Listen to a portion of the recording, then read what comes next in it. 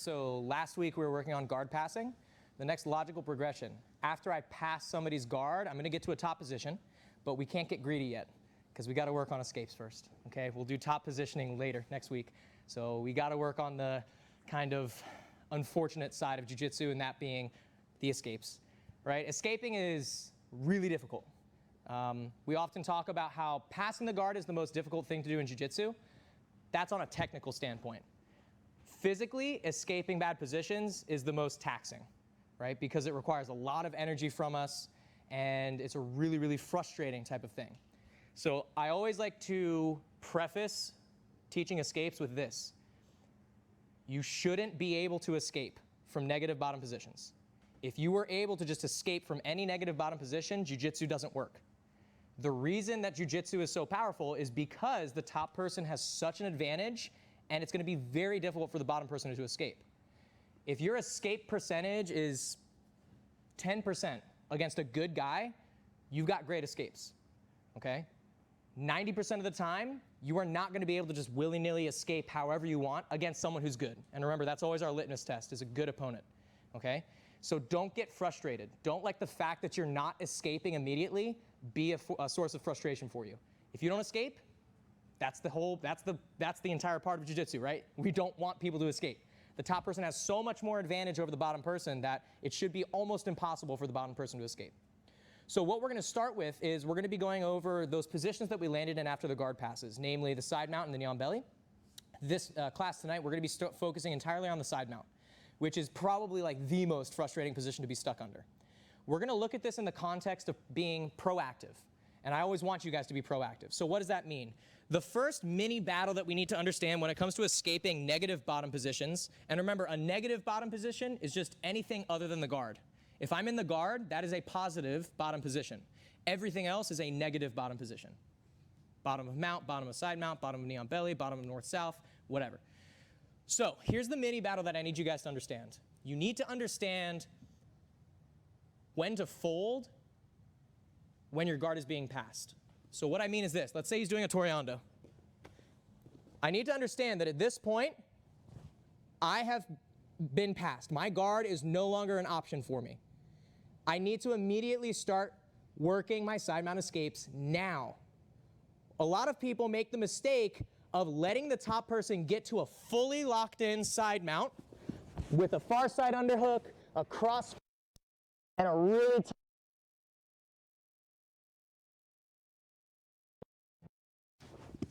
Why would I wait until I have literally made every single possible mistake, right?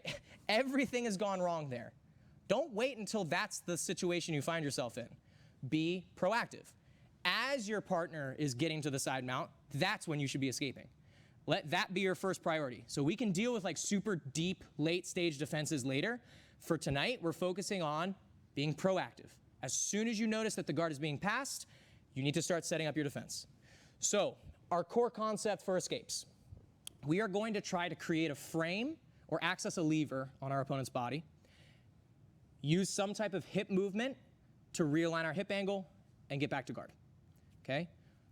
The most efficient escapes you'll use against the highest level people and the biggest people and the strongest people are going to be escapes that put you back in guard. Big fancy rolling escapes and like flip them over and stuff like that works against smaller people, worse people, and then that's about it. So that's not what we want to be working on. We want to be working on as highest percentage moves as possible. So we're going to work on our frame and hip escape. Okay, this is pretty much your core escape from any negative bottom position, and we'll look at it in the side mount. So my partner's passing my guard, and what are they looking for? The main thing that they want is a cross face. He wants to take his arm, he wants to place it underneath my head, and he wants to use his shoulder to drive my face across. The reason he's doing that is he wants to break my posture. If he gets my head turned in this direction, and my legs are facing the up or the other direction, my body's twisted in two different ways. It's going to be very difficult to escape. So if you only remember one thing from tonight, let it be this. Always block the crossface. I don't care if you never escape the side mount tonight. As long as you're just blocking the crossface and not letting someone control your head, I'm happy. You're doing great, okay? If you just let people get the crossface on you, you are not going to be able to escape from a good side mount. So always, always, always, always block the crossface. That is your top priority. So as my partner's passing, we're going to start like this. He's going to be loose, right? He's on the floor. He's going to be loose. He's going to be reaching for my head. And I'm going to be using my hands to frame against that crossface. Now, the position that I start off in is very important. I'm slightly bladed. I'm slightly on my side. And I'm going to show you what my legs are doing in a moment here, guys. I'm going to demonstrate our frame and hip escape from this position in slow motion, and then we'll talk about it. Here we go. So I've put my partner back in my guard, and I'm escaped. So how do we do this? Again, my partner is passing. I turn in and face him. It doesn't have to be all the way over on your side. In fact, this is actually not that great of a position because now you've created a lot of back exposure. So I'm just going to be slightly bladed towards him, and I'm going to focus on framing and not letting him get the crossface. I'm going to block that crossface. You know, if he has a gi, we can grab the lapel, but we're going to focus primarily on the bicep here. I can grab onto the gi, that's fine, whatever it may be, or for no gi purposes, we're just going to hold the bicep like this. Now, from this position, my right knee, which you can't see at the moment, is checking his hip, and I'll explain why that is in a moment. What I'm going to use first is a bridge. I'm going to use my opposite foot of the side that I'm framing to bridge into him, not with the intention of knocking him over, because that's just not going to happen, but with the intention of getting his left elbow, right here, off the floor. This left elbow is caging in my hips. I cannot hip escape because this is a frame. He's controlling my hips and not allowing me to move. So what I need to do is I need to bridge just so that his elbow comes off the floor. Now that his elbow's off the ground, I've changed this frame into a lever that my body can now move through. So I'm using what we call a hip escape motion. Okay, some of you may know it called a shrimp. We call it a hip escape. So what I'm doing is this. As my hips are high up in the air, I'm going to be extending my arms, using that frame to push me away, as my hips shoot backwards, creating a lot of space in between the two of us. Now I'm going to take the leg that's on the bottom, the right leg, and I'm going to slide it. I'm going to slot it right in between the two of us here. This is a good knee shield position, but you're not done yet. If I were to simply let go of his arms, he's just going to retoriando and come back through again. So I'm going to keep my knee in between the two of us, but I'm going to start extending my body away using the frame here. My objective is to get that foot through and get my feet back on him. Feet on the hips is like the ultimate position that you can get to from the bottom. Everything's great now, but it's not always going to be the most realistic. Sometimes you might just get that knee shield and that's about it, and then you got to fight to work the rest of the way in. Sometimes you may end up getting back to seated guard, right? But again, remember our guard retention concept, always keeping our hip angle pointing at them, or our headlights pointing at them. So as long as I get my headlights pointing back at my opponent, you're Gucci, okay? So let's rotate this way so you guys can see what my leg's doing. All right, we'll talk about why am I checking the hip and what does that mean. So I'm on my side, I'm blocking the crossface. My right knee is touching his hip. Why? The reason I'm doing this is I'm checking his hip so that if he tries to pop up to knee on belly, I can start driving him away from me. In a competitive setting, the top person is going to pass your guard, and then they're going to try to get to knee on belly. The reason they'll do that is because they want to get points. So what I'm trying to do is I'm not going to allow them to do that. I'm going to keep my knee on their hip so that if they do pop up, I can use that knee to push them away from me. What I don't want you to do is this thing, where you put your foot on top of your own leg.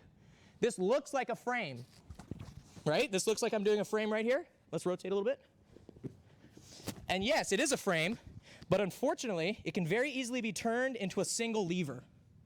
Because I'm connecting my legs together in this way, if he simply leg weaves, he can just take what was a frame and just turn it into a giant lever. And now I'm in an even worse spot because he's had my hips turned away.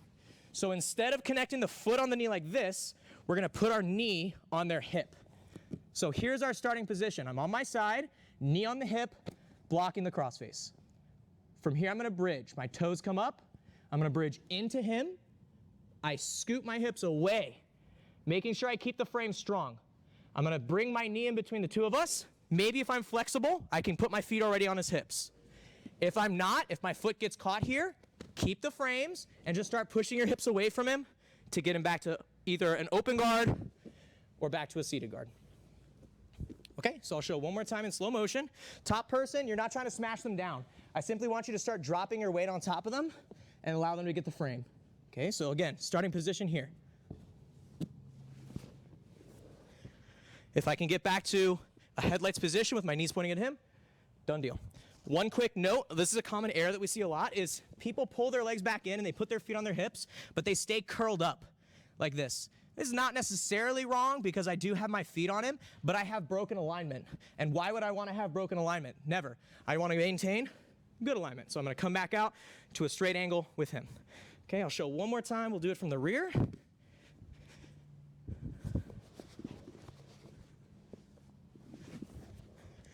And again, once I'm in this position, it's up to you. You can sit up, you can stay in an open guard, you can like go attacking other guards, whatever it may be. Okay, does anyone need to see it again? All right, guys, so go slow. There's no need to rush. I'll pantomime it one time so you can see all the motions without another person. We'll do this way. So we're here, big bridge, push your hips away from your frames, create your knee-elbow connection, hip escape, headlights pointing at them. Cool, any questions? Yes, sir. All right, on to 1, 2. Okay, so before we go into our last escape for tonight, which is gonna be from a different position, I wanna make a quick mental note for everybody of understanding how to utilize the knee shield. Some of us are using a topside knee shield, which is totally fine. What I mean is this, as I do my frame and hip escape, we're bringing in the top knee first. This is fine, provided that you understand how to use a knee shield. My knee should never be horizontal, because if it is, all he's gonna do is just pin my leg, and now he can pass to my back, okay? So if you do wanna use your top knee, just make sure that you keep it at a 45-degree angle to him, okay? Generally, we like to aim for the shoulder. This is gonna be a little bit more of a strong frame, because now as he tries to push his weight down on top of that leg, it's gonna be a little bit more difficult, and of course, I'm getting this bottom leg in. This bottom leg is the leg that you need to use to put him back in the headlights, right? I need to get here so that my knees are pointing back at him. So if you do want to use the topside knee shield, that's fine. Just keep it at 45. Avoid putting it around his chest. We can put it around the chest if we're a good half guard player, but you're not in half guard yet. So unless you escape and get to half guard, let's use that bottom knee to get underneath them, so that way you can get right back to your headlights faster. Okay, so now we're gonna do one more escape tonight. And this is going to be still a side mount escape, but we're going to escape from the side mount. So if you don't know what the difference is, it's a good thing you're here. Okay, so the side mount is a position that we go to when we're simply trying to consolidate a guard pass.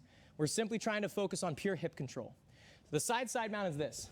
His hip is on my hip, he's framing this other side. This is what we call the side mount. Not to be confused with a scarf hold, where he's higher up on my chest, and not to be confused with a side mount, where he's here, okay? A side mount, he's technically in a side mount, but he's on his side. He can't get cross-faced because he's too far away from me. So what is he focusing on? He's just worried about my hips not moving away. Oftentimes we assume this position when we've passed the guard and we're trying to hold the opponent down to either score or just stop somebody from squirming away from us. Kind of like what you guys are doing. You notice how as soon as you passed and you were trying to reach up for their head, they were already like squirming away from you. So this is the position that we would go to stop someone from squirming away from us. Or this would be a position that he can assume if he knows that I'm going to be doing this escape. He feels me starting to frame, he feels me getting on his side, and what does he do? He backs his hips up, so now I can't do the hip escape, okay? So this is a very good position for the top person. Again, he's just kind of, come back up to the side mount for me, coach. All right, so he's here. He feels me getting ready to hit that escape, and look what he does. As I start to move, he goes to side mount. So now I can't hip escape because he has a really solid frame on this side.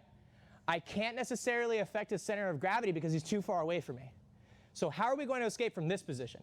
I don't want to sit here and be like, well, that's fine. I'll wait for him to come back to side mount. Because no, again, you're in a negative bottom position. You need to be proactive. So what we're going to utilize is instead of using a frame, we're going to access a lever this time. So namely, I'm going to be accessing this top side arm. I'm going to demonstrate this pass here, or excuse me, this escape here, guys, and then we'll talk about it, okay? Here we go. All right, so what I'm doing is I'm accessing a lever on the far side of my opponent's body. Again, not with the intention of doing this. Ha-ha, got him, because that's never going to happen, right? Simply with the intention of preventing this shoulder from coming down on top of me. So I'm still doing the exact same start. I'm still blocking this crossface. My elbows are turned in. We call this understanding our structure, or the efficient positioning of our limbs. So I have good structure. I'm keeping my head heavy so he can't get underneath my skull. And I'm still keeping my knee behind his hip. Again, just in case he pops to knee on belly, I can use that to start to hip escape. So what we're going to do, guys, is I'm going to use my left hand as the primary frame. I'm using a C grip right in the crook of his elbow here. Is that what it's called? A crook. Crook, thank you, crook. I don't know what that word even means. All right, anyways, so we're here in the crook of the elbow. Crux. That's it, yeah, crux. Anyways, so here we are in the crook of the elbow. I'm going to be creating good extension. Again, I'm trying to access this lever to control the shoulder. I'm now going to use what we call a pendulum kick. And a pendulum kick is where I take my opposite leg of the elbow that I'm going to be getting up on. I'm going to use my left leg. I'm going to swing it to the floor as I get up on my right elbow. So left leg, right elbow. Once I'm in this position, again, don't try to do this and push him backwards. That'll work against someone who's not good. So just focus on getting back to guard first. Let that be your priority. My right elbow comes out to match the force vector. So my post is matching the direction that his force is moving in. So if my elbow is here, he's just going to smash you back down. If your elbow's out here, this is dangerous because now you're at an awkward angle. So I keep my elbow out, generally at a 45-degree angle. You don't have to come all the way up to your hand because you're probably not going to be able to. All I'm going to do now is I'm going to maintain regulated tension on this far arm as I start hip escaping away on my butt now. As soon as I do, now I can come out to my hand and simply escape to a seated guard. This needs to be one of the fastest escapes. It's going to be very scrambly when you hit this because as soon as you feel them come down hip to hip with that side mount, boom, you're sitting up and you're almost exploding out of this. Okay, so Marcelo Garcia is really well known for doing these sort of like bicep control escapes where he just basically pushes your biceps away, and this is exactly what we're doing here. So, top person, you're going to lay with your hip on their hip. Bottom person, we're framing. Left hand is the primary frame. I take my left knee, I pull my knee up, not into the back of his head. I pull my knee out. As I swing that leg to the floor, my right forearm is going to move out and then back and underneath me. Once I'm in this position, we need to understand regulated tension. Regulated tension is like the Goldilocks zone. Just right. I'm not spamming this as hard as I can because if he feels me pushing as hard as he can, he's simply going to change his orientation in relation to that frame and take my back. Yeah, there you go. And now he moves around that frame. Alternatively, I'm not going to just be sort of cosmetically using this as a frame.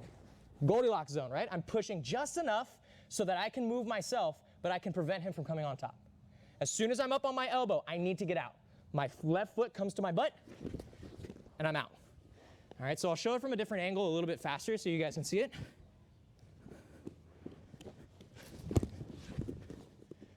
Again, finish in a seated guard. You know, don't just fall back to recumbent position and wait for him to come to you. You know, go get your grips. Or one last detail, kind of the unsung guard technique, just standing up. Remember, it's okay to just stand up sometimes, right? Look, if I get to here, we're blocking the crossface, I get that lever control, I come up on my elbow. If I don't want to play guard, guess what? Just technical get up. I can just get up. All right, if I like to wrestle, I can just get up and start to wrestle, or I can get up to flip the script a little bit. Everyone knows I'm a dirty guard puller. Everyone knows I play guard. So sometimes I like to change it up. Sometimes I like to do different things. Sometimes I'll stand up. And then they're like, I don't know what's going on. It's okay, neither do I. So let's go one more time, guys. We're here, side mount. We block the crossface, gain lever control, pendulum kick, come up on the backside forearm. Making sure that I'm creating good regulated tension with this arm. Heels to the butt. I hip escape away. I can start coming up on my hand now. Once I have my distance and my hips away from him, we can start to release that arm and start to look for other frames. Maybe the side of the face, maybe the near side shoulder, right? This hand is variable. I can do different things with that. All right, so let's give this option a try now, guys. 1 for 1, though, taking turns. Any questions? No, sir. Does anyone need to see it again? Play around with doing the technical get up, too, right? Where, again, after I'm here, I just technical get up instead of going back to guard. Ready, 1, 2.